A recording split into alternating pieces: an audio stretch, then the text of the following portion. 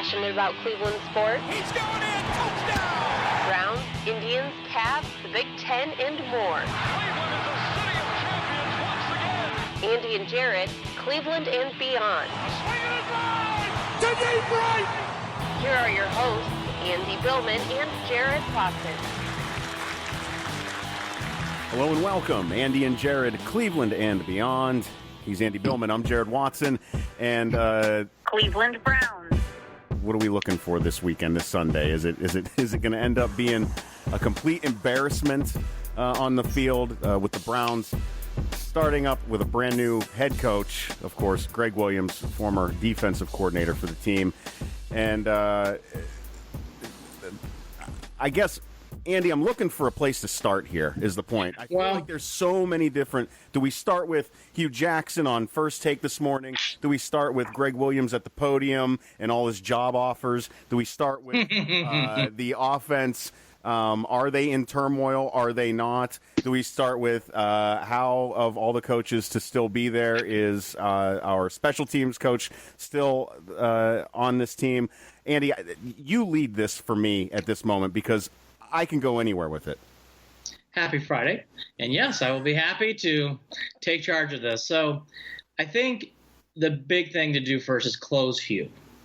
So we all know that Hugh should have probably been fired last year because he dragged us on for 8 weeks. You're having, as we like to call in the world, a bleep storm, Yeah. An S storm. And they have one in Cleveland, Ohio right now. But they had to fire Hugh Jackson. So it was the right move. It was a good move. And I'm happy actually for Hugh as well. I think he's going to feel relief. And I just watched the First Take stuff, and I will already say he looks a lot better than he did on the podium. He didn't sound like he was deflecting as much as usual. He looked like he was auditioning for his next offensive coordinator. As he should. As he should. That's why you go on shows like that. Took more responsibility in that on First Take than I heard in 3 years coaching that team. Yes, and I think that's the point. I think he finally needed a therapy moment on the air, and he got that today through First Take. Nothing groundbreaking was said, nothing that's going to cause sound bites in the headlines. But the basic premise, hey, I didn't win enough games. I didn't do enough to get this team to the places it needs to go, and I'm out. And it's, you know what, sometimes it's just that simple, and I'm summarizing, but that's basically what he said. I got, again, my biggest cues were how he looked. He didn't look stressed out. Nope. He looked like he had good skin tone today.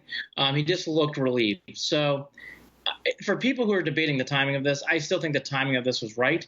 We all know the biggest timing issue was when they did not fire him last year.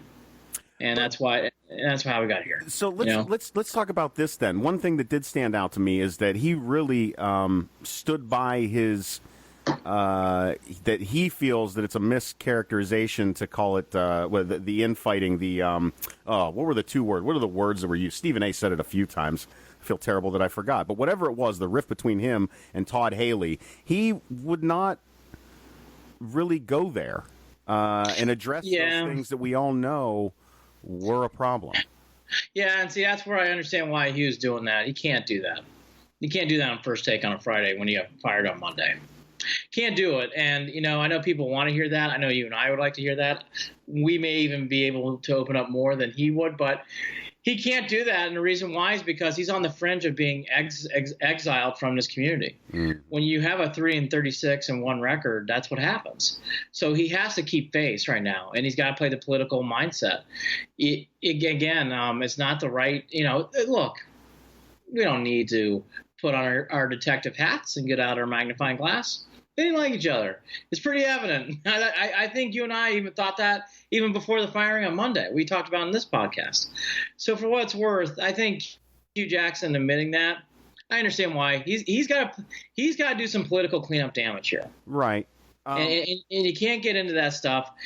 Now, he not admitting it, whatever else, look, it's all BS. And again, I understand why he didn't do it. I'll just leave it at that. Andy, there's also the issue of that popped up to me of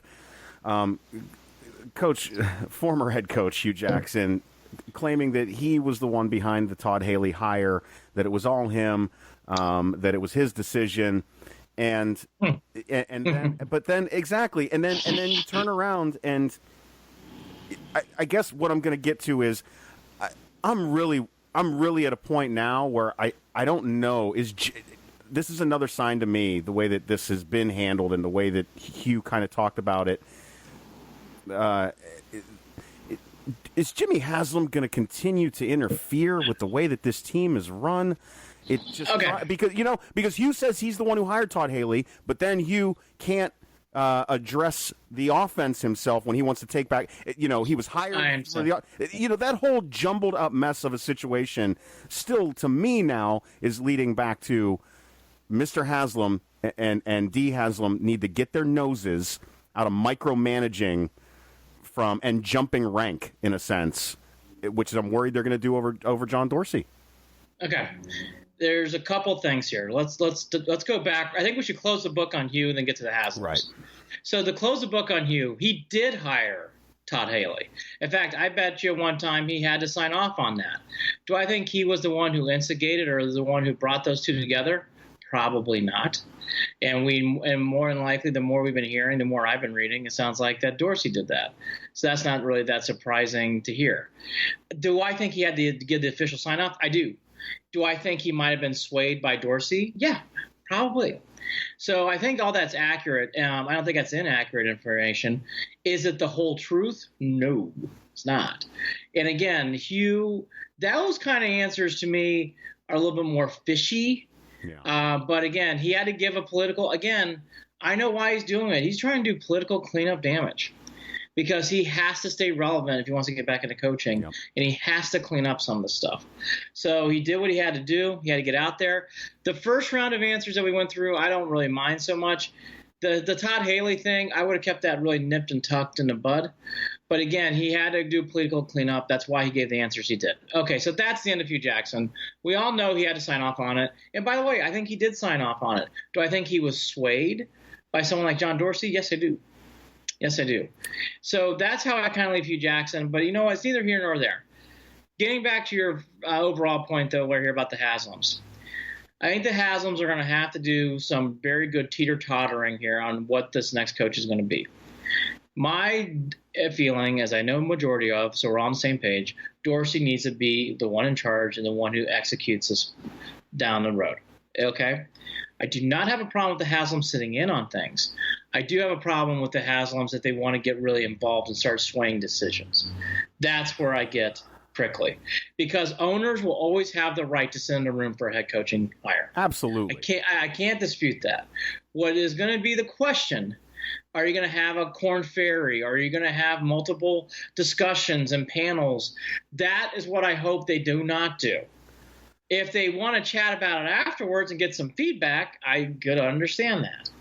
But I would hope at one point they would say, John, we're going to lead you and your crew to make the decision and we'll step out. That's what I hope happens here. We will see what happens. We all know the answers in the past. The Haslams are not only the ones in the room, they're really leading the charge on all these hires. So. I'm hoping that John Dorsey is – this is so tough. It's going to be a tightrope for him. He's got a lot of pressure on his back, Jared. He really does. He really does. Because what do you do? Does he say, look, it's not? I mean, does he stand his ground with the boss? You know, if he wants, he's got to. And by the way, Haslam's not that different compared to every other owner, though. All the owners sit in the head coaching hires. I mean, that's not new. That's not news breaking to me. Randy Lerner was so unique that he didn't do that stuff that I think it caused more problems. Okay. So and that's how it was ran before Haslam took over. So I know people remember the Randy Lerner days. To be fair, Randy Lerner, I think, was the one, or maybe there's even probably another I'm not thinking of, but usually all the owners sit in these meetings when it comes to head coaching hires. I mean, the Tishes do. Certainly the Rooneys do. So that's just not uncommon. And those are two legendary organizations, okay? So to say the Haslams are not doing the right thing by sitting in, that's not true. They have a right to sit. They have a right to get out of a chair, obviously. They're signing the checks. Again, what it comes down to is, can they trust Dorsey and his staff to make the best decision? They hired him, so they better be. Again, that's the question. It is too early to tell.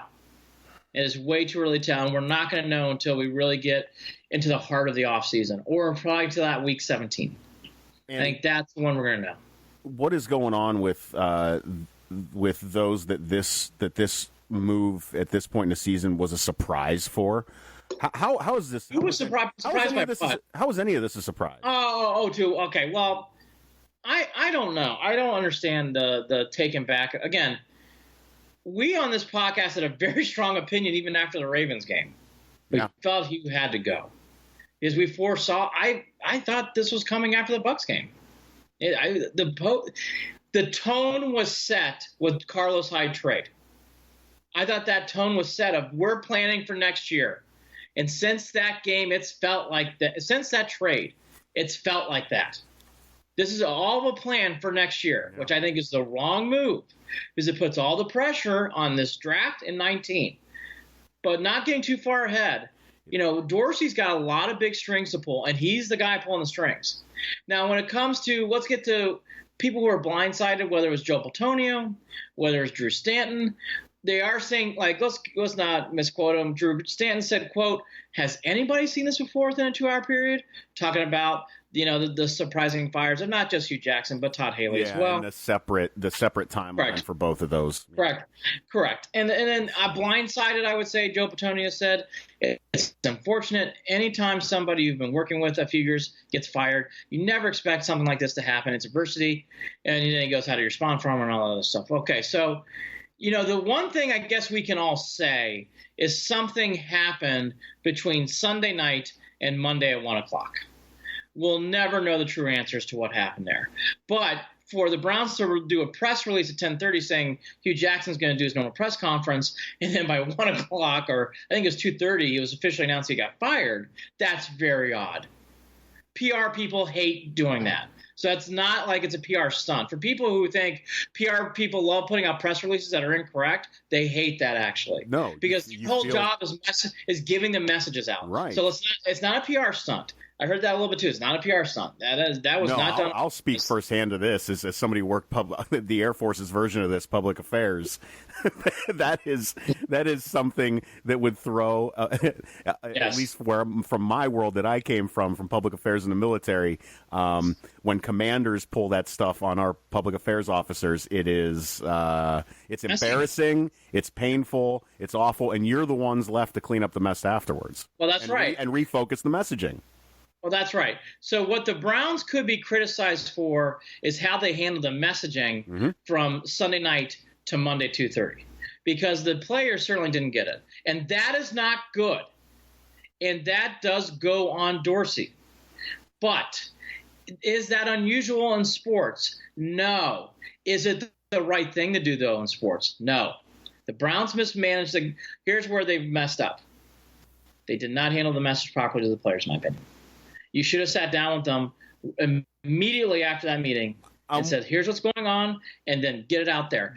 For it to get out in the press first and then have the players hear about it and then tell the players back. I'm gonna speculate because I can do that right now. I'm going to speculate, and I'm going to play devil's advocate. Is it still on John Dorsey if he was in a position where he had to focus all of his energy on convincing the Haslams that now was the time to make these decisions, which then in turn took his attention away from the players because he had a job to do in his mind, which was get these guys out of here now, and the Haslams need to accept it and make it happen now. Okay, so let's go backwards to go forward. They should have fired you. That's not on Dorsey. That was a Haslam thing. Okay? So that's not on Haslam. It's not on Dorsey. So you get to this point where I don't understand from Dorsey's perspective, and the only tiny, tiny argument Hugh Jackson has is, hey, you cut Josh Gordon, which was definitely more a Todd Haley influence decision, and then you traded away our starting running back 48 hours before the game. What the hell did you think was going to happen? And we're not replacing any of these people. That's where Dorsey had some shortcomings. Right. He's done a good job. I think he's a good personnel manager when it comes to putting talented players on the field. He has not done a good job so far of handling management when it comes to office skills. Office skills of telling your other coworkers someone's getting fired. He didn't handle that well. He did not handle cutting Josh Gordon and replacing a talented individual in his place. He did not do a good job of handling this year, of trading Carlos Hyde, expecting with a team that was short on weapons to begin with, losing one of their better weapons again, and expecting to win ball games. You got to handle that messaging. He has not done that yet, and that has been a claim in the past of why he left Kansas City. Well, he has to get better at that. Has to. I want to move on to this next question. We talk about personnel. We talk about guys on the field. There were no moves made before the trade deadline. No, which I wasn't surprised. I wasn't either. And we talked about it. If the Browns didn't pull the win out in Pittsburgh, what's the point afterwards? Yep. But at the same time, they are going for 2019. I understand. You can't make trades. You can't make trades now. How are you without? It sounds, at least to me, I feel like one aspect of taking care of and protecting and developing your rookie quarterback is to put another wide receiver on the field. Absolutely, again, Jared. To get the ball out quicker, to open it up a little bit more. I just don't. Again, I don't understand. It. Like, again, that's why when you called me on Friday, I was bummed out 2 weeks ago. Because they put more value on a fifth-round pick for next year compared to winning 2 or 3 more games this year. In my opinion, that's what you did when you traded Carlos Hyde. And by the way, let's see how Nick Chubb's legs are doing in December. And I'm not saying Nick Chubb's good. I like Nick Chubb a lot. I know. But you're putting a lot of pressure on a rookie running back on a shaky offensive line to play 8 games down the stretch here. A lot of pressure. Yeah. Are there any moves or swaps or anything? Do you put Batonio back on the left side? I mean, is there anything that? Well, that's they another got thought. to. I know I'm jumping around a little bit here, but that's a real worry for me. That offensive line scares me. This Harrison. Well, we talk about it. Harrison stinks. Don't need to see him anymore. I'm good. Callaway, come back. I want to see what you do next year. Harrison, sorry, nice guy probably, but no, I do not need to see him anymore. But that's what I. But do you move? I mean, do you make a move on that offensive line? I would in these 8 games. I would. I see. That's the thing. The Browns are again. I hate saying this. They're all about next year. So why not reshuffle the line? Try things. You drafted a kid at the top of the second round. Put him in one of these positions and slots and try it out. Yeah. Right? Baptism by fire at this point. I mean, you need to. Or you have to put in a blocking tight end or a Corbett as a 6th lineman. And no one likes doing that because no one does that anymore, which is total BS if your offensive line stinks. If your offensive line stinks in the 80s and 90s, you know what they did? They put a 6th lineman in there. But that's gone away, and I know it's not trendy or cool. But you know what? If your offensive line stinks, you should have a 6th lineman. Period. End of sentence. Or a blocking fullback or something. Yeah. Something. Yeah. Because expecting tight ends out of the backfield or even, Duke Johnson to be able to. Like, it's not. It's a joke. It's not. It's a joke, Jared. I'm tired of this. Well, we tried our best. Oh, my God, that drives me crazy. And the Browns have done that since the Tampa Bay game. Well, and where's an example of that? 3rd and 12. Hey, we had a nice 7-yard pass. Oh, my God, throw it 13 yards. Make plays to get 15 yards. Why are we we've been going these last 2 games were like 16 and 17. They felt like it, and we're in those seasons now. We're in Browns hell. Can we get out? I think we can. We don't know how it's going to go, but we can. Let's look forward here with these 8 games and let's do the schedule game. Long season, by the way. I don't want to do the schedule game. No, not let's please for my heart. Please. No, I'm not going to go there. But what I will say is this. I got Bach over here. Well, where's it at? Mine's downstairs. All I have is my coffee, and that ain't going to cut it for that. No. The outlook for the next 8 games, Greg Williams running this team, and the word that I'm getting from certain players that are leaking a little bit of information are that some of these young kids actually came to life for the first time this week at practice. Well, that's good. And gave more effort. I think you're going to see that there was a fire lit under their asses. Oh, by the way, had not been lit. Yeah. Previous. By the way, these are sources that are on the ground in Berea and working with alongside these players, that's the information coming out. By the way, and that's typical of a coaching firing. It just sucks. We're playing the wrong team. If you're playing anybody else, like the Rams, Chiefs, and Patriots are not the week, and guess who? We drew one of them. We drew the Chiefs. The Saints would be another one I wouldn't want to draw right now. But you're drawing one of those teams, and you drew the Chiefs. If you play the Falcons, if you switch these two games, I actually might like the Browns to win on Sunday. But the Chiefs, and we'll get there. I mean, the Chiefs, that's a tough spot. But I'm not surprised they're playing better, and they should be playing better. There were things – okay, look, we've been way too glazing here. There were things just outside of even basic stuff we're talking about that Hugh Jackson didn't do a good job with. So I'm not surprised to hear they're getting excitement, and they should be excited and energized. It's a better team. Now, obviously, through all this, we should all know that, Coach Williams has had several job offers. In fact, it sounds like he could have just shown up and signed for a couple, according to his quotes that he said. Now, I think Greg Williams, the one thing I can already tell from him a little bit, I would just be careful if you start losing to start talking the way he is a lot. That's going to wear real thin everywhere. From fans to if his way isn't working, it's not going to be a good look.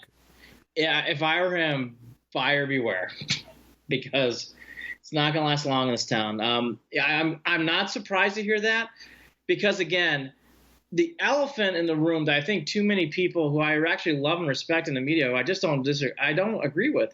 Haley caused some problems here too, and even though I like Haley, and I could tell Haley and I could have a beer anytime and hang out, in fairness, Haley also caused some tension here that caused him to get axed. And that tension really rubbed off on Baker Mayfield, in my opinion. Yeah, no, absolutely. And they didn't. And you know what? And it's a shame. It's a shame that instead of the focus being on the football field and the games, that the focus was on personalities clashing. And that is just really frustrating. That's right. And that's why the more I thought about it, I think Haley getting fired was the right move, too. I really do. Yeah. Why would you get rewarded for? That's right. I mean, it's not. Let's see. If you were just pointing out the issues with you, got it. If you were, what's the nice way of putting this? If you were trying to work those issues out, whatever. If you were politely disagreeing, but he wasn't. He was undermining him. Yes. Oh my God. So undermining him. Right. He undermined him on national TV. That's not a good look. I mean, he did. No, and I understand some of it, and I appreciate that he did that, but he did not. Look, it was so obvious in the Giants preseason game, and if it's obvious in a preseason game, then it's even more obvious in a regular season. So those things had to go. Williams is the guy. Freddie Kitchens is the offensive coordinator. We'll see how this goes. They look like they at least are on the same page when it comes to absolutely. What are we saying here? Holding people accountable, and vision-wise, I think that they'll. Man, I'm just hoping keep this thing duct taped together for 8 more games. Well, they're going to have to, and again, these moves that were made. Again, I'm trying not to do this too much as I repeat it so much, but I'm going to repeat it one more time. When you cut a Josh Gordon, you don't replace him. When you trade Carlos Hyde, you're going to have some shortcomings on talent. And if you think you can just get scrap heap to fill in or rookies, 8 out of 10 times we've seen it here. It doesn't work. Does Greg Williams split the difference 4-4 record and then get himself consideration for head coaching job? Nope. Not possible. Nope. He's doing everything he can to audition for a new job, a defensive coordinator job, or some sort of television job. That's what he's doing. He's not going to be the coach. If he's the coach of Cleveland Browns, I'll do something weird on the podcast, but he's not going to get the job. I'd be surprised. Unless he wins 6 or more games. Jump in the lake.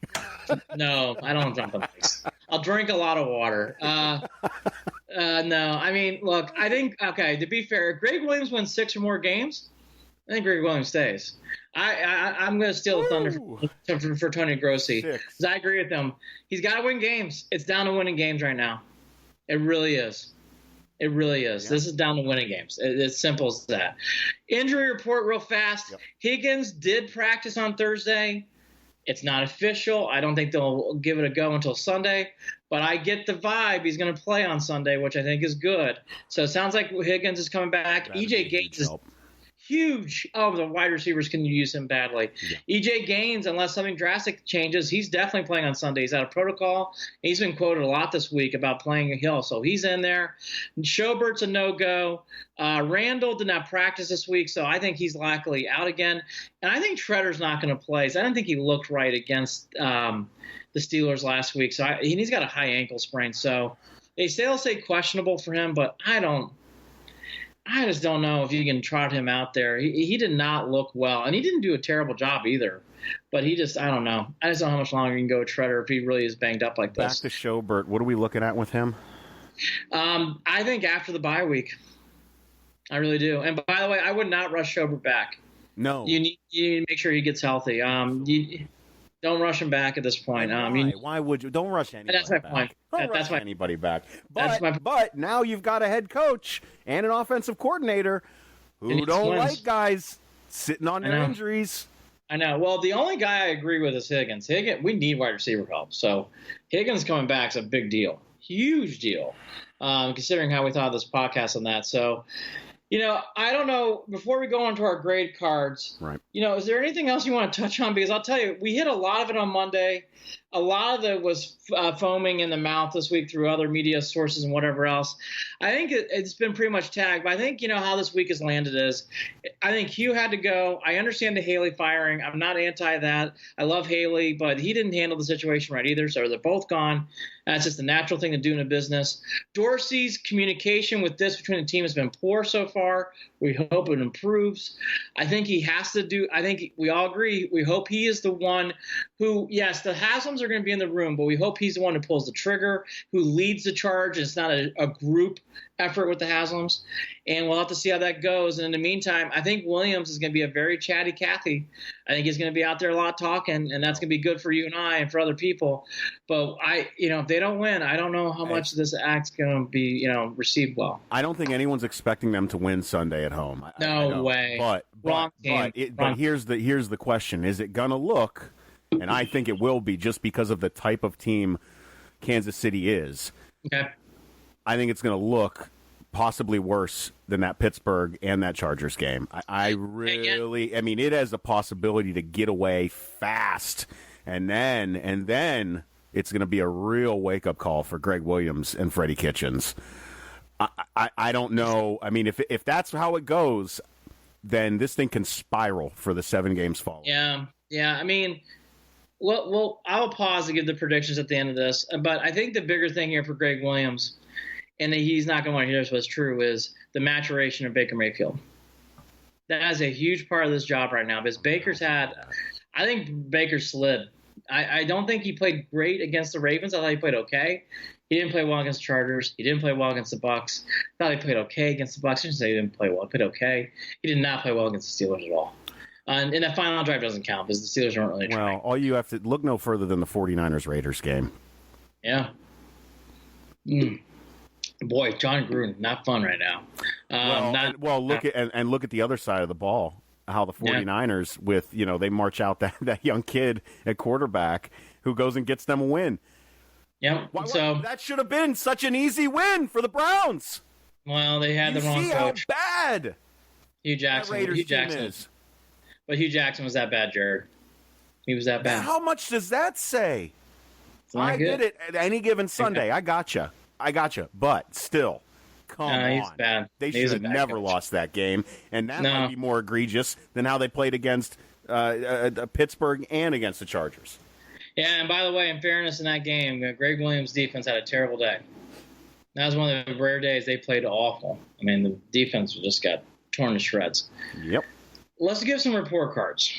Let's do it. Let's give a grade. We'll give a grade to certain individuals at the top, but more into groups and everything else as we go along. What would you give the grade to Baker Mayfield so far? B-. I can't expect much else from him. I get it that he's underperforming at this point.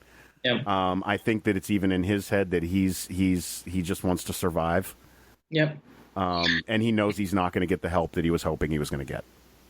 Yeah, I think you might be surprised on my grade. I'm actually giving him a B+, because I think he's really been put up against it. I don't think he's been given a fair chance so far. I really don't. I don't think he's just been given a fair chance. So I think it's been a B plus. The only thing I can't give him an A for is what you just alluded to. In fairness, he has not had good games, really. And the Jets game was good. I thought he played really well against the Raiders, except for an interception or two. But he's really not had a good game since the Raiders. So it's been a while. I'd like to see him play well, hopefully this weekend. Let's do let's do individuals first. Landry. C minus. Boy, you're a tough grader. I like this. I give him more of a C plus. I thought he's been playing better lately. C plus, B minus. Yeah, I'll give you better lately, but even that Pittsburgh game, where was he? I think he had 6 receptions and or something like that, 60, 70 yards. It wasn't. He's underperforming. He's underperforming. So I'll say C plus. I'll lead off this. C minus only because I feel like his attitude has been a part of that lately. I agree. I thought he's changed since the game we got on him. But yeah, I agree. I mean, Landry had some, he was definitely, again, a little too chatty. I'll lead off Callaway. I think Callaway is a C minus to D. I know he's a rookie, but I think he has disappeared since the Jets. I'm giving him. I think he took a W. I think he withdrew before the grading on the semester, and he's just going to come back next season. Yeah, I will say this: he can get extra credit and improve his grade from this year to last year. But I think Callaway, I'm going to give him a C minus on that because he's a rookie. If he was a veteran, it'd be a D or an F. But I'll do that.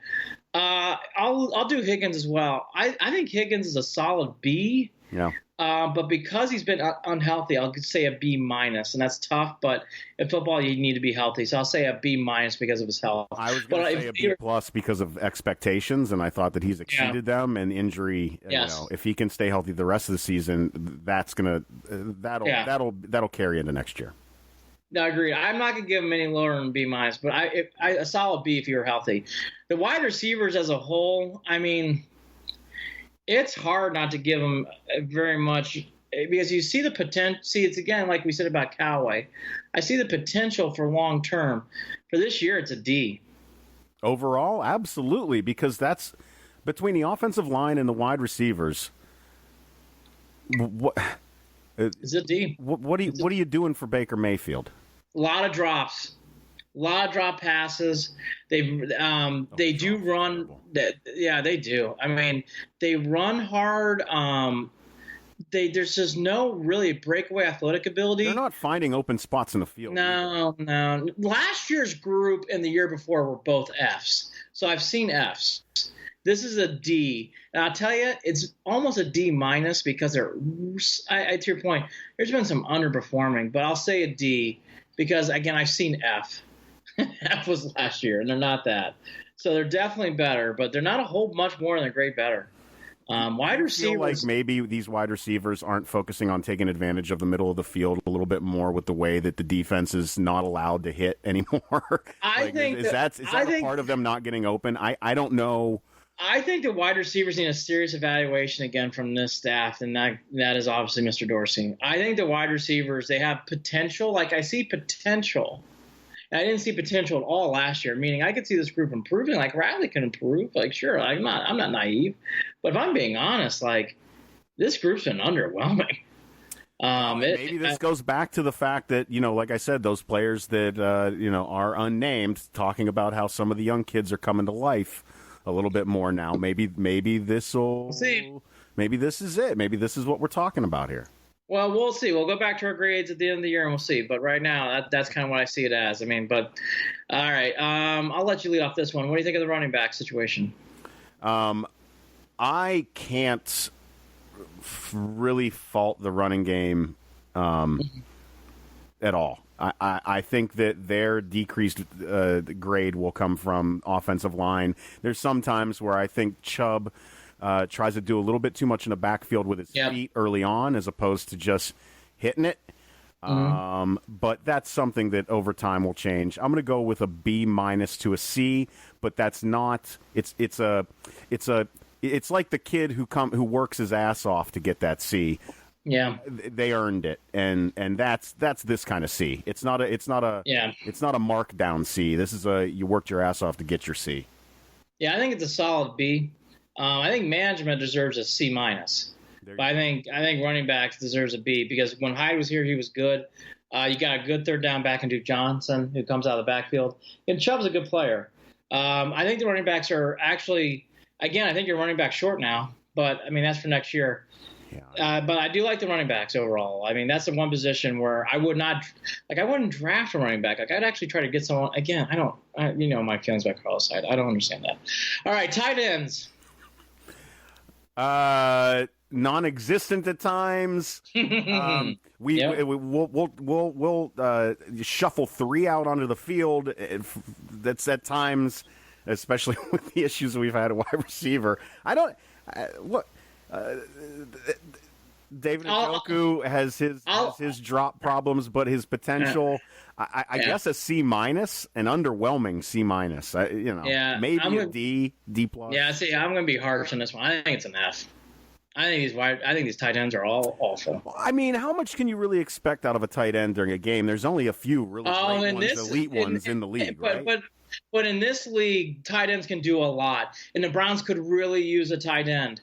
I don't really see a lot of blocking tight ends in this. The issue, yes. And again, like I don't understand. You know, I just harped on the wide receiver. I don't understand the strategy of the tight ends on this team because we have Njoku. I'm just not impressed by David. I hate to say I'm not on this bandwagon. I've seen enough. I don't know if I really want him around next year. I just don't think he's that great. I'm not glued to him. I'm not as glued to him as I was earlier in the season, but I had more expectations, I think. I just don't see it. He just disappears too much. Like even Jordan Cameron and these other guys, like I saw a little bit more. I just don't see it from David. I just think that whole position is a little lost. And these blocking tight ends we do have, they don't block. I don't see them blocking. I don't know. Tight ends are an F all the way around. I just don't see it. Offensive line, I'll lead off this one. I think the offensive line obviously has an issue with Harrison. Obviously, the right side of the line, too, has had their problems, and J.C. Tretter's been hurt. You got the 2 guards who are veterans, and then you got this Austin Corbett who really hasn't found a spot yet. I think all the way around this line's a D. Yeah. I think it's hard giving it an F, but I'll say a D. And if I heard someone gave it an F, I wouldn't slam it because I don't understand it. The only reason why I won't say an F is they've had moments where they will do things in certain pockets of their wins and block. Well, and there's no depth on the line either. They don't have a leadership thing. Well, I mean, I think I've hit 3 things where it's like they got to really think about how they proceed forward. Like, and the offensive line's another one. They're going to have to get a left tackle. And honestly, it sucks. They're going to have to go back in free agency and think about that too. That's amazing. All the Browns have done is added linemen for the last 2 or 3 years, and they're going to add more. What's that say about how important Joe Thomas has been? Just it's together too up until now, and even that. Well, they didn't have a plan with that, and I'm not. Again, I won't be on Dorsey on that. There are so many holes to fix in this ship that I understand it. But he's got, O lineman and a weapon is going to be 1 and 2, right? I mean, he's got it. There's no other choice. It is nice though to not have to worry about the backfield. No, I agree. So add some linemen, add some, and what are we really looking at on the defensive side of the ball? Here and there, right? Exactly. Yeah. So you can focus on getting some playmakers, shoring up the line, and that in itself would open so much more up for that offense. Well, right. And in fairness to everything we just said, I think 19 looks really bright. I mean, I really do. I think there's a lot of brightness there if the right moves are made. The best. To wrap up the offense, I think so far, just because of what he's brought the energy to, and I'll give Baker Mayfield so far as the best grade. I know he hasn't played well, but I'm being kind. I think he's gone through a lot. So Baker's my best individual grade. I just think he's handled a lot of stress and tug and pull. The worst I give is David Njoku. I just don't think he's that good. I just don't know how much more I need to see of him. And Desmond Harrison's pretty close too, but Harrison got off the street and he's a rookie, so I'm gonna go to David Njoku. I know he had a couple good games and I know he makes plays, but the inconsistency, I've had it. I don't know how much I can put up with it. Yeah, and Callaway's not far behind on that, but no, I agree. I think it's very fair to say that. Yeah. Goodness gracious. Yeah, is there anyone out there who stands out best and worst on offense where you get the defense? Anything else? I mean, I think you nailed it. The Baker is what I'm liking the most about all this too, and I feel like I'll jinx it by mentioning it. I'm glad that Browns fans and those in the media in Cleveland aren't doing too much of the comparing of rookie quarterbacks. No, you can't. Baker. Can't do it. And I Darnold's thought I would have heard more of it now, especially now that they've only got 2 wins, and because of some of the play over a few of the games, I thought I would start hearing a little more of the comparisons. But I'm glad that everyone seems to still be on the same page. That Baker has shown enough that he is the guy. Oh, really absolutely. Is. So I mean, with that in itself, that to me is the biggest win of this season. I mean, we have waited a very, very long time. Yes. Very long time. No, it really have. Agreed. And I think the thing is, Baker has proven that no matter what you do in the offseason, you at least don't have to go back into quarterback, in the room and try to figure that out. So that's the biggest positive. On defense, I don't have as much pausing him and hawing, so I'll go him quickly this time. Defensive line, I think, the defensive line to me is weird because I see some things in there that I really like. There's some things in there with the pass rush that I like at times. The rush defense to me is I just don't think they do a good job against the run at all. So I'm going to give it a C+ with the expectations of saying I think this should be a B, but I can't give it a B. I just think it's C+ on this team. I'm worried about this Sunday in the run. I am too. I mean, I guess a C+ sounds about right. C+, C-. It's in that range. It's definitely a C of some sort, no matter how you want to do it. I've seen improvement, but I'm not seeing big jumps on defensive line. Not seeing big jumps. I'm seeing it's painful every time that when you're watching a Connors or a Marshawn Lynch just blow by the over pursuit of that defensive line and the holes. Charger game too. Insane. Charger game too. Yeah, no, it's bad. Linebackers, I think it's one of the strongest groups here. If you consider Schobert's healthy, I actually think it's an A-. I think the linebackers are pretty good. I don't really have too much to qualm. Even Jamie Collins, I think, is playing well. So I like it to an A- for linebackers. Weren't we hearing word too about people? Were there teams looking for Jamie Collins? Thank God we didn't. I was glad that move wasn't made. I heard rumors. Yeah, I mean, and that goes back to my point. You can't keep trading veterans when you're trying to win games. Well, thank God they didn't. I was worried that they were going to do that. I think that the word was that even the Patriots were going to try to get him back if they could. But well, I'm glad they didn't do that. But they got to keep winning games. Defensive backs, Denzel Ward has elevated this group to a new level. It's not an A to me, but boy, Denzel Ward's made it a strong B+. Absolutely, strong B+, and he has set the tone. Yes, they're all competing right now for takeaways. Yeah, they're competing for takeaways. They're not getting hit with a lot of the PIs that you would expect, especially throwing guys in there for because of injuries and such. They have surprised the hell out of me. Overall, I was going to say that too. When games start to slip away, the middle of the field opens up a little bit. There have been some missed tackle issues. Yeah, it's not an A. But there's been I guess my B+ is there's been so much improvement that it's man. No, you're right. Night and day. D- too. It wasn't an F last year, but it was low D's, and it's gone from that to a B, and because of that, I give it a B+ because I've really seen it's just startling the improvement. I kind of gave it away. My best grade goes to I got 2 rookies. I think Denzel Ward is just. Yep. If you listen to this podcast, he blows my mind. I think he is such a special player, and I really thought he won the Ravens game. And that's so hard for a cornerback to do. And I really mean when I say that. I thought he won the Ravens game with his play on the field that day. The worst, I don't know if really anybody stands out as the worst, which is a good thing. I don't really see anything here that's dragging. You kind of alluded to it 5 minutes ago. I don't really see any big patches and holes. The only thing I guess I would say it's the worst is this run defense has to be shored up next year. I don't think you're going to be able to do it this year, so I'll be more realistic. I think next year they have to do something on the run. And a lot of that has to do with scheme and the way that they're bringing pressure. Yes. Part of that is, that they're absolutely they try to that Garrett's wrapping out to the outside a little more. There's not a lot of the moves to the inside, and moves to the inside might actually help stop some of those runs.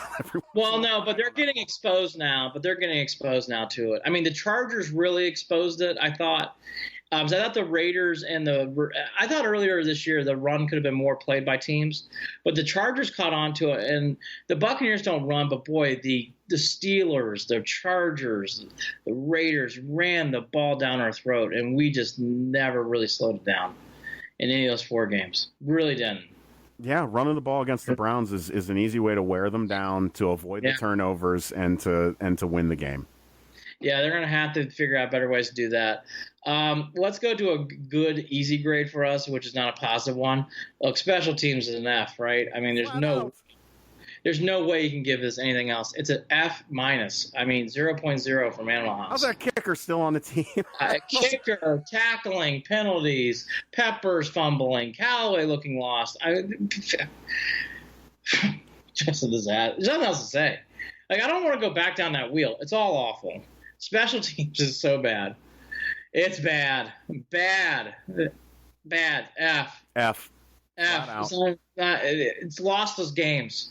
That's how bad it is. It's lost us, what, 3 games? Saints game for sure. 3 games, 4 games? I would argue the Saints. It definitely had a big impact on the Raiders game, and I would argue as well. It gave you a tie, but it cost you the Steeler game. So, anyways, that special teams for you. It's been a bad year for special teams. I don't want to grade Greg too much, but it's going to be interesting to see what his grade will be as the season goes on. He's improved the defense a lot. So I'm giving his grade an incomplete only because I want to see him finish the year. If you want his first 8 games for defensive coordinator, I say C+. The only reason why I don't give it a B minus or B is the run defense to me has just really been porous. And I know it feels ignored at this point. It really does. Yeah, it does. I know he's scheming for the pass, but at some point you got to adjust. And I just don't think he's made good adjustments with that stuff. So I C+. He hasn't been bad, but C+. That's where I kind of see Greg Williams up at this point. What would you give John Dorsey? B minus. I think John Dorsey's moves have made sense overall. Even let's put it this way: at least I can explain to myself some of these things. I know that the difficult one is the Carlos Hyde move. Yeah. But he's a GM that he doesn't sit in the background. He engages with the players, but he doesn't do it in a way where he's micromanaging those coaches. He does it in a way where he's just present, and he offers a little advice or a little joke or a little pick-me-up or a lift. Those things matter, I think, to those guys. It makes them personable.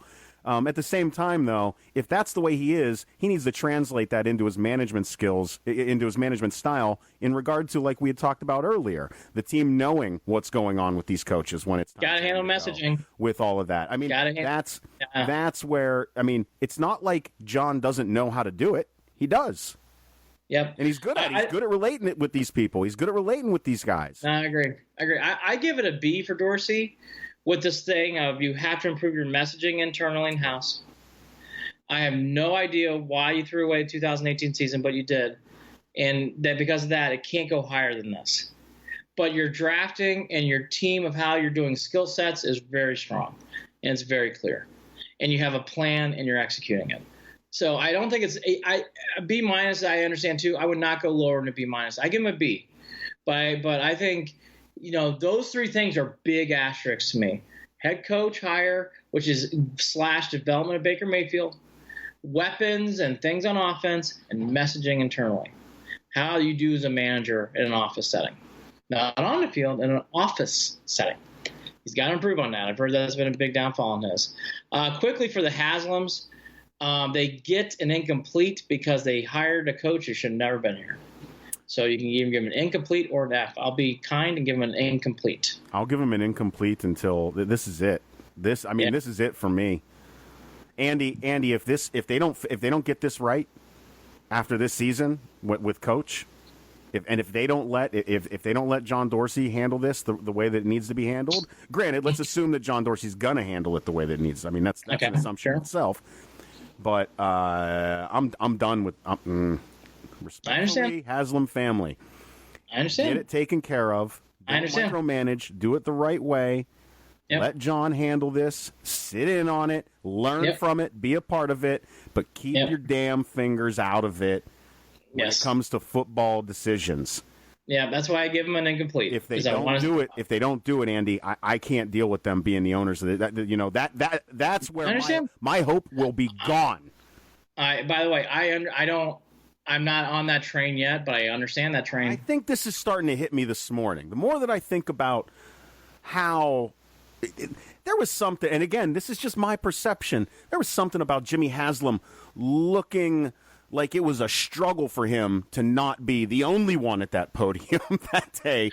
Well, I don't know whether that's whether I'm just over-exaggerating my feelings about who I think this guy is, but is it that he doesn't want to relinquish power? Is it that he doesn't trust? Is it that because he got burned over by guys that worked for him for Flying J and that mess? I mean, what is it?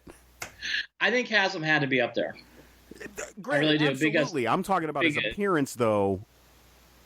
I know. With John Dorsey, he just looks like. I know. Look, it was an odd press conference. It wasn't clean. There was a lot of weird. Weird innuendo, weird message, weird everything. I know. It's funny. It doesn't matter who's up there. Those press conferences always go odd. The coach is being fired, so maybe that's part of it too. I don't know, but I understand your Haslam thing. Maybe I should lead off this. If there are certain teams the Browns are playing, I probably would take the Browns. The Chiefs are just the wrong team. They're very well coached. They're really, for people who haven't watched the Chiefs all year, this team's very talented on offense. They have some things on defense that are challengeable, but really, even with the Browns and what we just described, I don't know how they score points. I think the Browns lose by double digits in this game. I think it's more in around of like 35-21, something like that. I just don't see how – I hope I'm wrong. I just don't see how they're going to be able to win this game on Sunday. No argument. I don't know. You look at every aspect of this game and not on – I mean, is there any part of the field that the Browns are better than the Chiefs right now? No. I don't know. No, and again – they have a great coach. It's just a tough spot. It's just a wrong week. They have a smart coach that knows how to use the guys that he's got. I know. Wrong spot. If they would have played the Falcons this week, I would have loved the Browns. I would have taken the Browns, but not the Chiefs. No way. It's just too much. They're too good. So I think it can happen quick. It can happen quick. Before we get down to everything else in the show, is there anything else, Brown? I mean, this has been an exhausting – I say 3 weeks here. Is there anything you'd like to leave on before we turn to other things in the NFL and everything else? I mean, this has been a big week or two, which has not been good. We've gone from maybe playoff things to maybe we win some games to I don't know if there's any hope for this year to now we're really in disarray again. I mean, it's been a wild 2 or 3 weeks here for the Browns. Really wild. 3 things, Andy. One, we knew what we were walking into this season from the beginning. We really did. We knew that we were going to have weeks like this. We knew that there would be a week where you would be gone. We knew that the team was going to struggle. So that's one. Mm-hmm. 2, we knew we had to be better, and we are. We're better. Yep. We've got playmakers. We've got a base to build on, and it looks like we're moving in the right direction. And 3, we needed a quarterback worse than anything. Since this team has come back, we needed to find the guy. And we did. Yep. Thank God. So just keep that young man healthy for 8 games. Other than that, I'll manage my depression and manage it, like I always have, especially now that the Cavs are in the basement as well. That's just the life that we have chosen to lead, Andy, as Cleveland sports fans. That's right. So around the end, I would end on this. I think the quarterback thing's a very great point, and the defense is really getting close to the point where you feel great about it. I think you feel good about it right now. So there's things you're seeing in there, and again, this is just the line I'll use, and I'll end on it. When you only win 1 game for 2 years, to see how far this team has come, it's only equated to 2 wins, but the Browns have come a long way. And fortunately, when you dig such a hole like this is the hole you have to dig out of. it's not going to be easy. So this is part of the growing pains of what happened in the last 2 years, and it's really coming face planting forward. This week, there's a lot of good games in the NFL. The Steelers-Ravens at 1 o'clock, in case you need to switch on and off if the Chiefs game goes bad with the Browns. The 4 o'clock games are great. Chargers-Seahawks at 4:05, 4:25, Rams and Saints, great game in New Orleans. That's going to be fun. Great game. The Rams are fun to watch, and so are the Saints. Packers-Pats on Monday Night Football, not too bad. Packers have gone through some reshuffling. Looks like they're trading for next year. A lot of moves. Boy, they're playing for next year, which is interesting. I would never expect that. The Packers are a team to keep your eye on because of who's around these circles. There's a lot of Packers who are on our staff, Alonzo Highsmith, Wolf, and certainly Dorsey. It's going to be interesting to keep your eye on that because I think the Packers are about ready to go through a big change. Don't be surprised if there's some Packers, whether it's personnel or players, coming to Cleveland next year. Yeah, that makes sense. I think something to keep your eye on. Monday Night Football's Titans Cowboys. I'll do my picks real fast. I went 2-1. One with the Bears and Panthers, lost by half point. Boy, the Kitty Cats couldn't hold an 18-point lead, or I would have been 3-0, but they did not. So I went 2-1 quickly. I hate these games. If you're a gambler, this was the first week. I'm like, I don't like any of these games. The only game I like is I think New England's going to beat the crap out of the Packers. I think even though they have Rodgers, I think the loss they had against the Rams was a bad loss. And with the trades this week, I think mentality-wise, I think this is not the week to be going into Foxborough. I think the Pats win big. They're 5-point favorite. I think they cover that easily. They win going away against the Packers. The other two I'm shaky on. I like Pitt in Baltimore. I think the Steelers are finally hitting their stride. I've never been a big believer in this Baltimore team this year. They're only 3-point. They're taking 3 on the road. I think you take the underdog here in the Steelers. This is usually not when you take the Steelers because Baltimore always plays the Steelers tough. But I just don't believe in Baltimore. Real quickly, what are your thoughts on Baltimore? You live there. I'm just not a believer in this team as much as other people were at the beginning. I mean, I'm with you. And I feel like Pittsburgh's clicking now. I do too. Pittsburgh's doing that usual dysfunctional, somehow making the dysfunction function. Yeah. In Pittsburgh, yeah. and like they take all their anger at each other, and then put it out on the football field against whoever they're playing. I mean, yeah. I think there's a lot of change coming to Baltimore next year. I really do. I think that's another team that could be going through a lot of change. Ozzie Newsome's stepping down. I would keep your eye on Harbaugh. I know it's a weird thing to say with the guys winning a Super Bowl, but I'm telling you, I'd keep your eye on it. Baltimore has not really done as well lately, so keep your eye on that. I think that could see a changing of the guard in Baltimore. Yeah. The last game I'm going to pick the other team in your town. This is strictly I don't believe in the Falcons picks. I'm going to take the Skins. You only give a 1.5 here at home. I don't love this game, but it's more of the Falcons. I just don't believe in the Falcons anymore. So the Skins, if people aren't paying attention, the Skins are 5-2. Yeah. Sitting right there at the top of the NFC East, and they have a good quarterback, and I do like Jay Gruden. I think he's a good coach. So I think you take the Skins at home, and that's your NFL wrap-up. But really, before we move on, normally we do the Cavs here, but I want to do college football because I think this is such a big week for college football. Huge week of games. Love these games. Love them. I've been a little more glued to what's going on with Urban. Ohio State football. And lead off with that. Strangeness of that situation. Well, lead off with that. What have you been saying? What have you been watching? Urban, I don't understand this. There's something weird about when things come out, I guess. Right. I just don't understand why now I'm learning about this cyst on that Urban Meyer has on his brain that he's been dealing with since 1998. And even like the medical condition itself, I wanted to look it up and learn a little more about it. I haven't really gotten enough information yet, but it gives him really bad headaches. He's knelt on the sideline because of the headaches. Yeah. I wonder, and just knowing how the brain works in general. Well, not knowing, but knowing some things about how the brain works, and depending on where the cyst is. Does this cyst at all affect, especially the pressure in your brain, his cognitive abilities, his decision-making, his moods, These are all things that he can. I mean, the articles that are written, they all say, they're managing it. He's managing it. Well, then what are we even talking about here? I mean, again, I don't know what is the goal of releasing this information now. Well, I think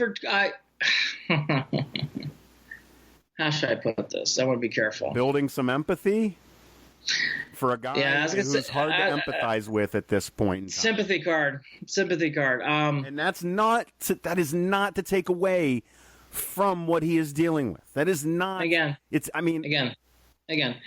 a sympathy card. I also thought he released that because he wanted people to know. I think this year Urban's been more animated on the sideline. He's always had some animation, but I thought this year it's been over the top at times. I think he's looking very stressed out at times. I think that's why it came out, because this has been going on since '98 with him. We've talked about him wanting to stay and play and coach, and I think he's going to stay. I think he is. You don't think that this is a way out? I think this is, if something falls apart. I'm going very contrarian to what everybody else thinks, so I'm kind of on my own island. But I think Urban wants to prove something. I really do. Because he's had so many chances to take a step down at this point. I just don't see why you would do it now.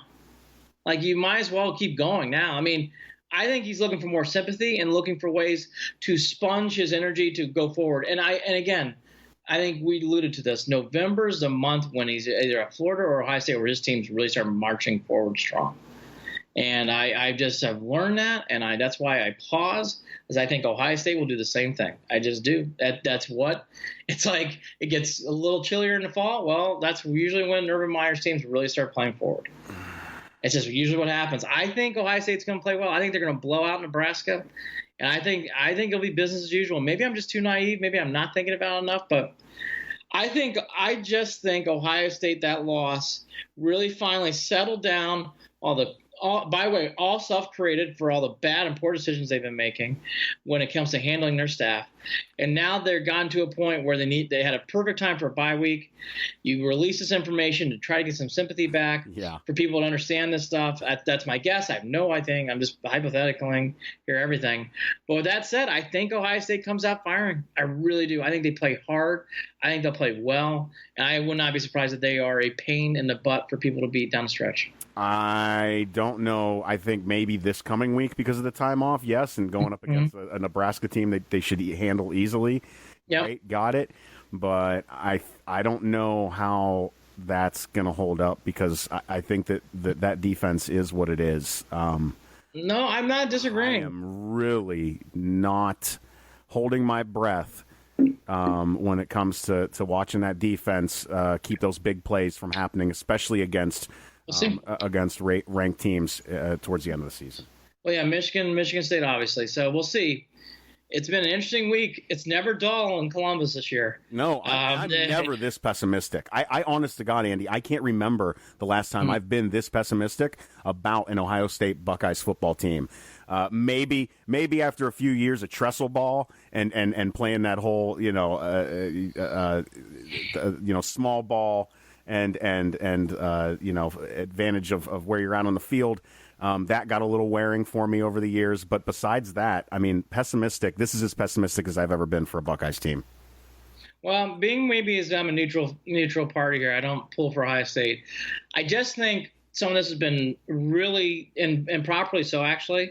A lot of this has been in the press, as all of this should have been. And I just think there comes a point. I thought Purdue was really the faceplant moment for Ohio State. I think they'll bounce back.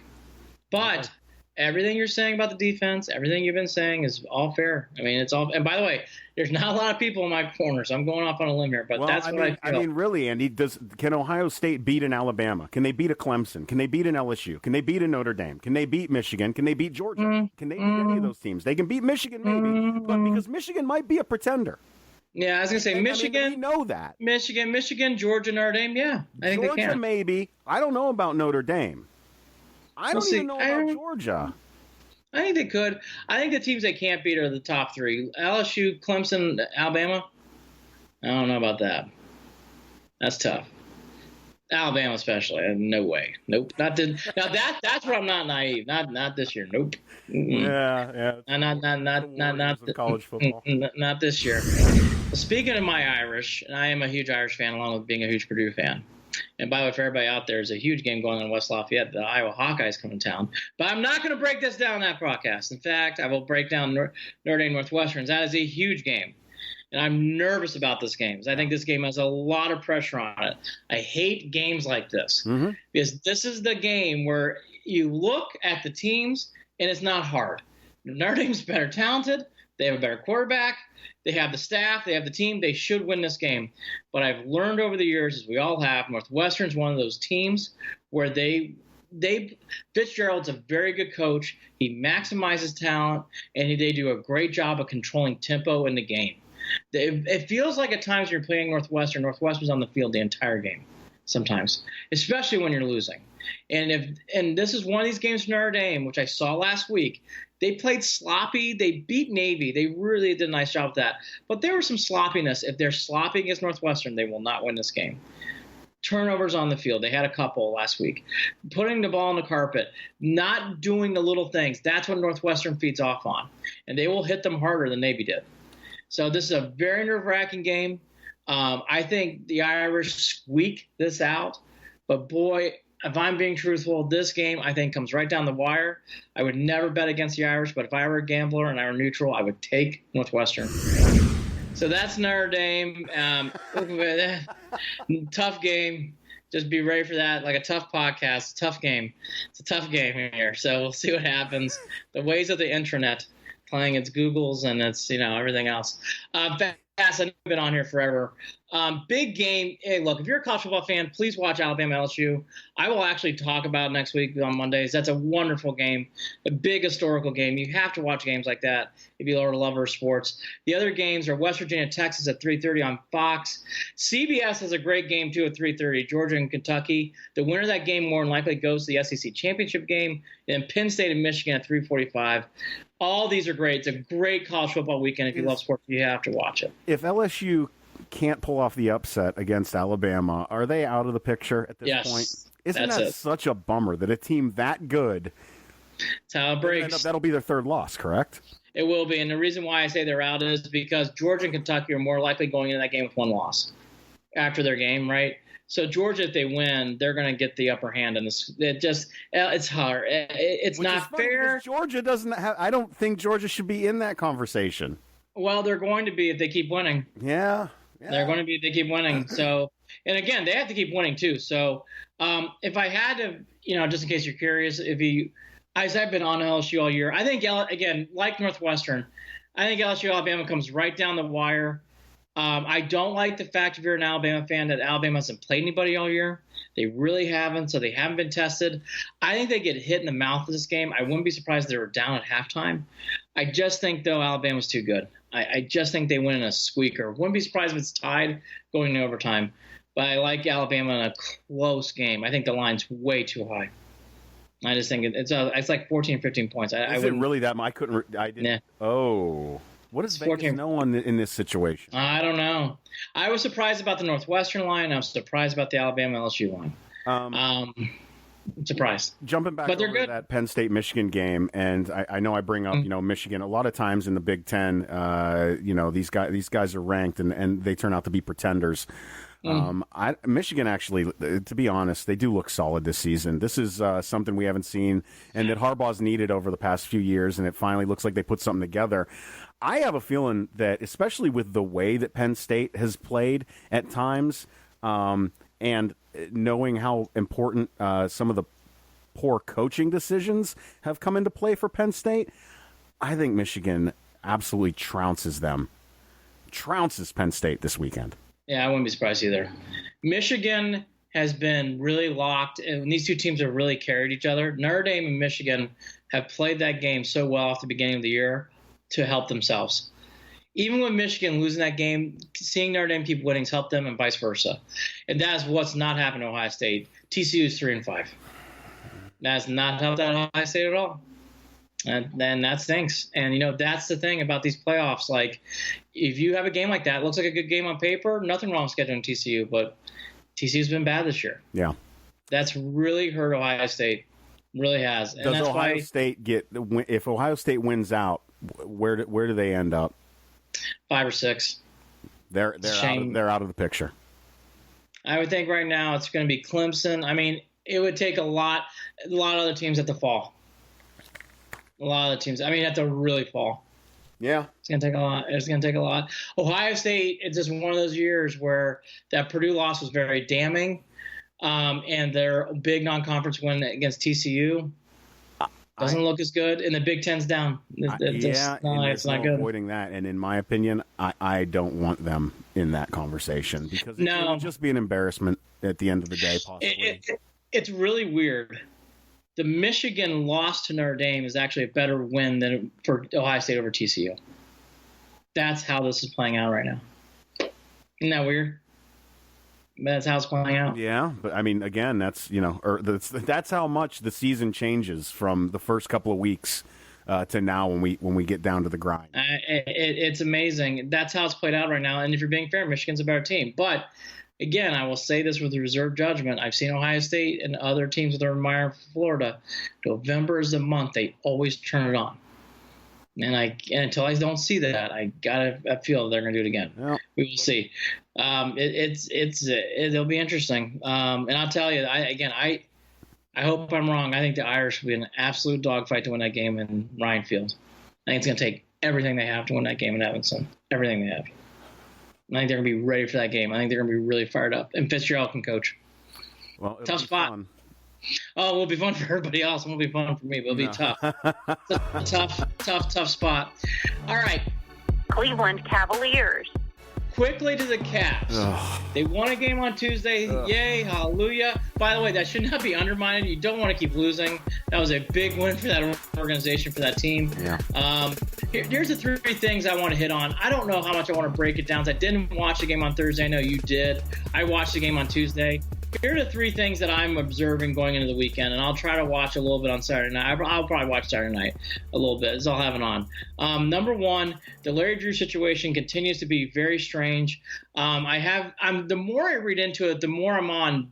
I don't want to be neutral, but I'm more on both sides with this. I think Larry Drew's asking for a whole lot, and I don't think the Cavs are giving him enough. They have to meet in the middle and negotiate this out. Hopefully they do. Until then, I think it's going to be a strange situation now. In the meantime, though, if he's asking for a lot, he's got to be doing. They got to show it on the court. And yes. Last night, Andy, they looked as bad as they've looked before they got rid of T. Lue. Well, yeah, I mean, you could see Larry Drew look frustrated on the sideline. He told the guys, "Look, you're playing individual basketball. You're not going to win. Well, yeah, this is the way you're going to play." And after that first quarter, damn it, Andy, they were just atrocious. Well, the 2 things that you and I talked about before we went on, that I'm going to, and I don't know why they're doing this, but I got this sense on Tuesday too. Yeah. They're putting a lot of muscle into Rodney Hood and Cheney Osmond playing well to win games, and that's why they have one win, in my opinion. Yeah, Rodney Hood had another fall on his face night. Bad game. 28 minutes. Bad yeah. game. I just don't understand why they're hitching their wagons, those 2, a lot, but they are. And as long as they do that, I think you're looking at 8 to 10 wins. No clue. Sam Decker led the team in minutes, 34 minutes. The Cavs are 6 points. The Cavs are looking at a lot of lottery options. I mean, there's just no question. It's not even a question anymore. And that goes to the 3rd point. J.R. Smith wants to be out. I think you're going to start seeing more of that on this team. Why did he make the comments afterwards on Twitter saying that wasn't true, though? I don't know. I don't know. J.R. does that a lot. J.R.'s done that a lot in his career. And I like J.R. a lot, but he does that a lot. Where he says one thing, and I don't know. But J.R.'s, look, unless I'm completely wrong, I got the feeling J.R.'s ready to go. So yeah, he might be. They might be. I think J.R. Tristan. There's articles coming out already with putting packages together, ideas of putting. Hey, look, whatever. Deals and to be fair, if J.R. really wants that, I don't have a problem with it. Let him go at this point. No. Same with Tristan. Same with Kyle Korver. Yep. Honestly, I think Rodney Hood, if anybody really wants Rodney Hood, and then I think Hill. I think those are guys you should watch. So I think those are guys who will not be here much longer. I think Hill, Korver, and J.R. Smith will not be here much longer. Andy, this is difficult to watch, man. I told you the Pacers game was eye-opening. The thing is, again, and I don't know why, but they're putting so much into Chetty and so much into Rodney. And I don't know why. I don't know. What do you think's more difficult basketball to watch? This time around LeBron gone, or the first time around LeBron gone?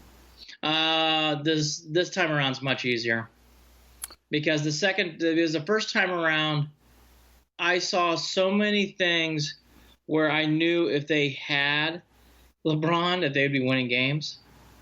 And right now what I'm seeing is if they had LeBron, I think they would be in the playoffs, but you're talking third, fourth, fifth seed. I just go back to the Warriors again and what they've put together and saying, it's hard for me to even want to watch. I love my Cavaliers. Well, I'll say this. What are we even doing? I'll say this. I'm into the Cavs. I'm a Cavs fan. I'm not into anything else in the NBA. Right, exactly. I don't really. Because it's just. I don't even care about the Lakers. Don't care. I do not care. I think they're 2-6, by the way. Oh, they are. Yeah, the Lakers are not. Yeah, they're not. They're not performing. By the way, it's not surprising.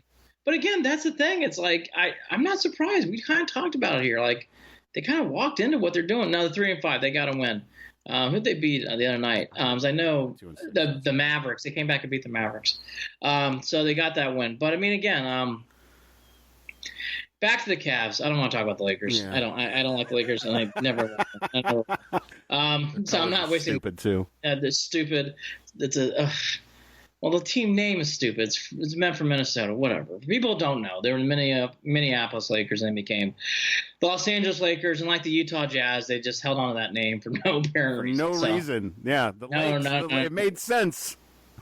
Whatever. Now you can't change it. I mean, it's too late now, in my opinion. So. Oh yeah.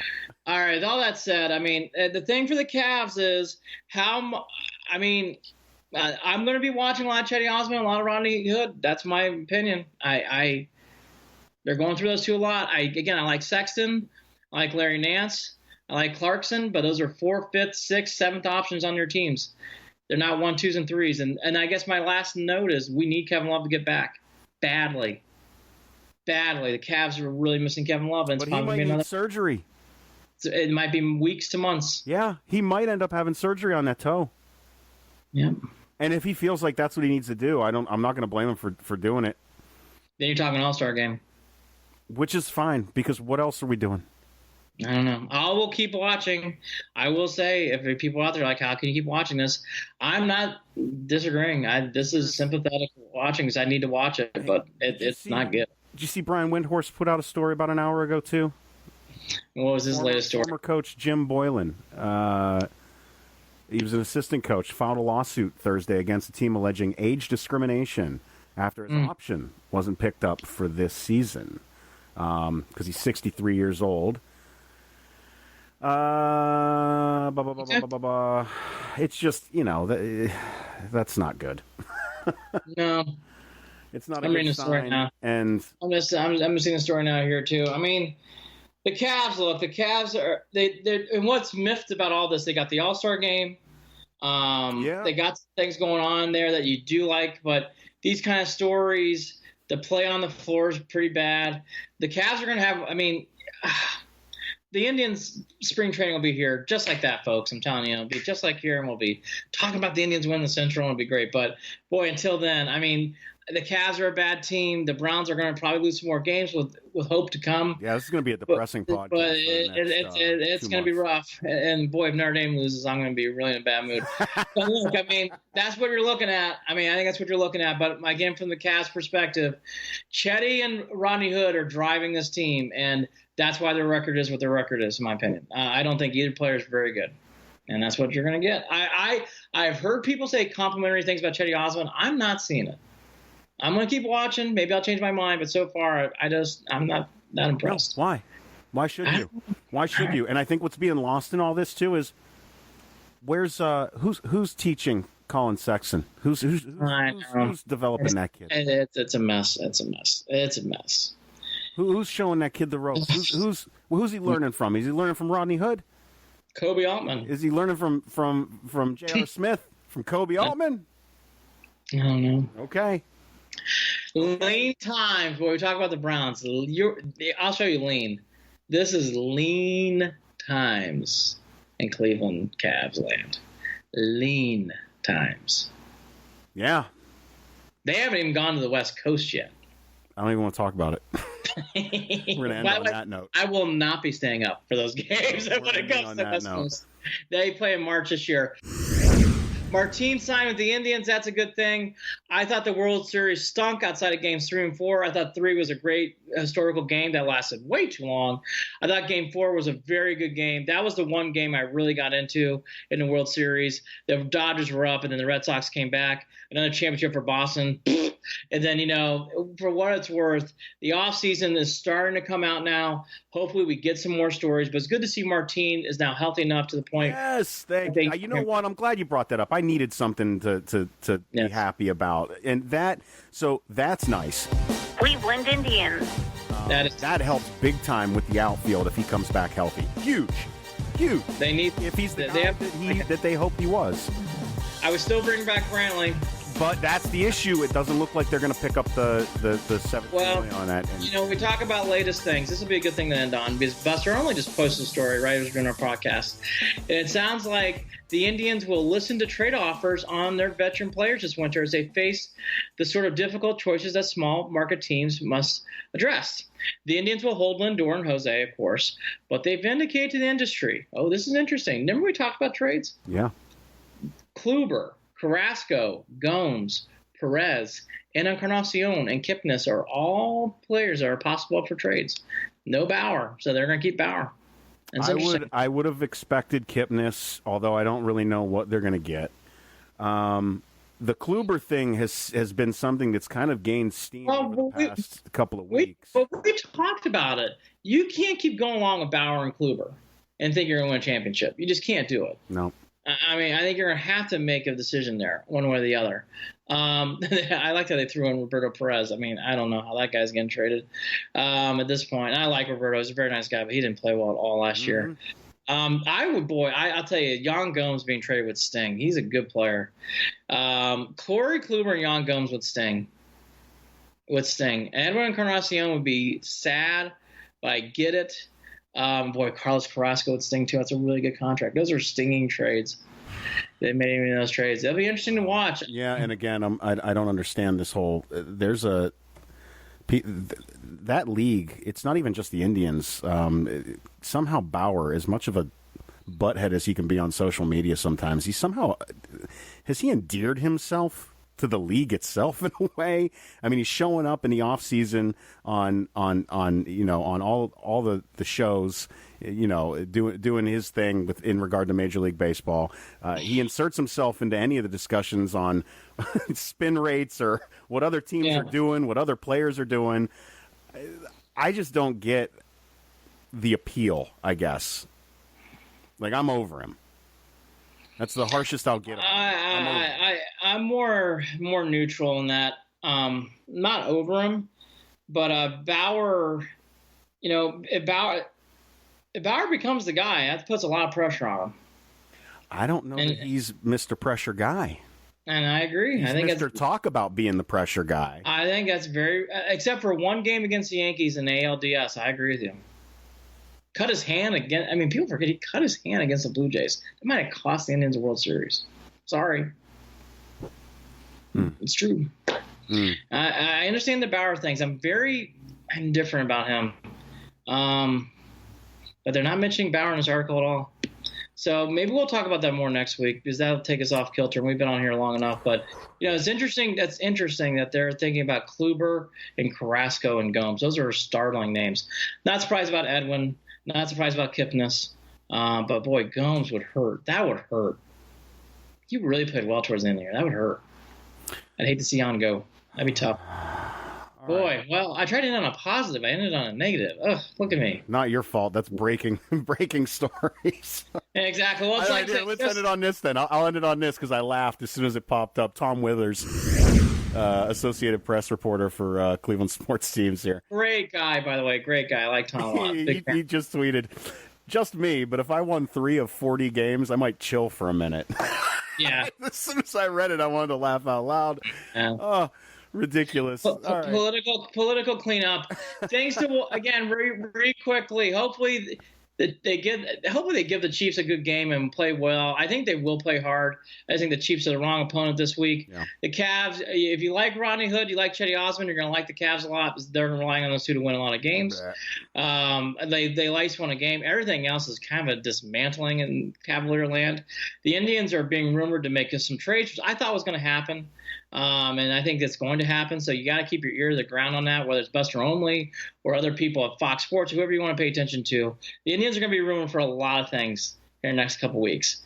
So it'll be interesting to see what they do going forward. And I think the bigger thing here is, for whatever reason, these last 3 or 4 weeks have been a very big week for the Browns where it comes to changing and getting prepared. It may not be in wins, but this is building towards 19 in a positive way. I do want to end there. I think 19 is going to be very exciting for the Browns if it's done properly. Well, and people should keep that in mind. That's where I go back to this. Keep Baker healthy, period. Keep Baker healthy. Keep the defense grinding it out because you see things in there that can really go far. Yeah. And that's something that everybody should keep in mind. When we're talking last year, it's like we look forward to. It's like, God, your mock drafts, I don't know. I mean, it was really low. In this case, you can see it. It's coming. And the Cavs are like the Browns last year. I don't know. Rough. Go Irish. Beat Northwestern, LSU, Alabama. Everybody should watch that game. Great game. And, it'll be interesting to see how the Bucs play in November. And there you go. He's Andy Billman. I'm Jared Watson. This has been Cleveland and Beyond. And we're just going to hop back on the struggle bus and hopefully make it through another week. All right, brother. Hey, and by the way, thanks to the people at Skype for that interesting break in the live feed today. And hopefully Skype, like everybody else, will get a good restful weekend, if that's possible. Exactly. Enjoy their weekend, everybody. Needed. Take care. Exactly. Take care.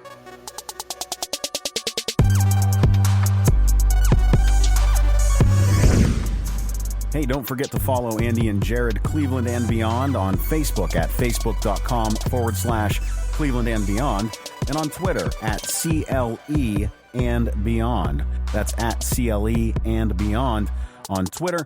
You can also shoot us an email, andyandjared@gmail.com. Looking forward to hearing your comments.